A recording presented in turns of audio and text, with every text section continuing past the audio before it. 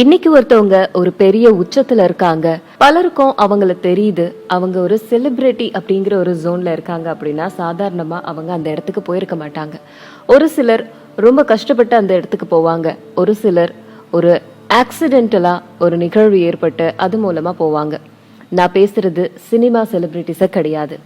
நம்ம நாட்டுக்காக உழைத்த, அதே சமயம் நாட்டு லெவல்ல எல்லாருக்குமே ரொம்ப பரிச்சயமான சில பெருந்தலைவர்கள், காந்தி, மால்கம் எக்ஸ், இந்திரா காந்தி, பாபர், இவங்கள மாதிரியானவர்களோட வாழ்க்கையில ஏற்பட்ட ஒரு நிகழ்வு, அதுதான் அவங்கள நாடு ஏன் உலகமே திரும்பி பார்க்க வைத்தது.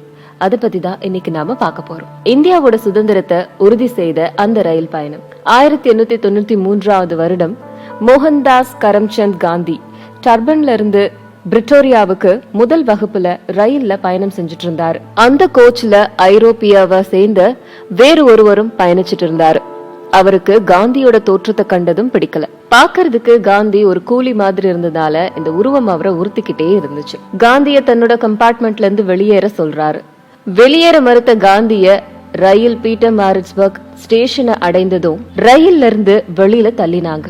அப்பதான் காந்திக்குள்ள ஒரு புரட்சியாளர் பிறந்தார். தென்னாப்பிரிக்காவில இந்தியர்களோட உரிமைகளுக்காக போராடினார். பிறகு இந்தியாவுக்கு வந்து இந்திய மக்களோட விடுதலைக்காக தேச பிதாவா உயர்ந்தார். அதே மாதிரி மால்கம் எக்ஸ் ஒரு தண்டனை குற்றவாளிய புரட்சியாளன் ஆக்குச்சு. மால்கம் எக்ஸ் ஆப்பிரிக்கன் அமெரிக்கன் மனித உரிமை ஆர்வலர். மால்கம் லிட்டில் அப்படிங்கிற பெயரோட பிறந்த இவரு போதை மருந்து கடத்தல், சூதாட்டம், திருட்டு போன்ற குற்றங்கள்ல தன்னோட இளம் வயதுல ஈடுபட்டு வந்தார். கடைசியா இவரை ஒரு கொள்ளை சம்பவத்தின் போது கைது செய்து சிறையில் அடைத்தாங்க. சிறை சென்ற போதுதான் ஜான் பெம்ப்ரி அப்படிங்கிற குற்றவாளியை சந்தித்தாரு மால்கம் எக்ஸ். அவரோட ஏற்பட்ட நட்பு, அவர்கிட்ட இருந்து உண்டான பெரும் வேட்கை மால்கம் எக்ஸ ஒரு அரசியல் தலைவராக்குச்சு. அடுத்தது பாபர். முகலாய பேரரசர் பாபருக்கு ஒயின் மேல ஆவல் அதிகம். முதலாம் பானிபட் போரின் போது ஏற்பட்ட விளைவால முகலாய படையில வீரர்கள் எண்ணிக்கை கணிசமான அளவு குறைந்தது. மிகுந்த வருத்தத்துல இருந்தாங்க எல்லாரும். அப்பதான் பாபர் துவண்டு போயிருந்த தன்னோட படை கிட்ட எழுச்சியூட்டும்படியா பேசினாரு.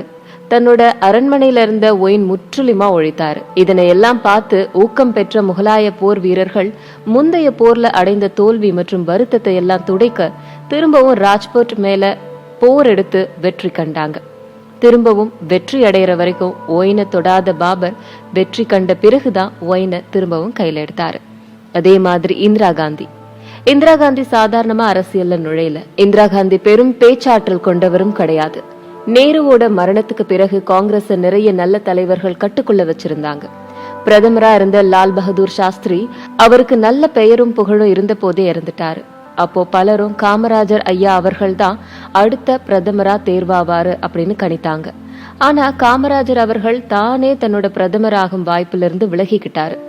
மாற்றா லண்டன் போயிடலாம் அப்படின்னு திட்டமிட்டு இருந்த இந்திரா காந்திய தேர்வு செஞ்சு அவர்கிட்ட ஆளுமை இருக்கு, அவரை பிரதமராக்கலாம் அப்படின்னு முடிவெடுத்தாரு காமராஜர் ஐயா. இந்திரா காந்திய பிரதமரா தேர்வு செய்ததால காமராஜர் ஐயாவை கிங் மேக்கர் அப்படின்னு எல்லாருமே அழைத்தாங்க.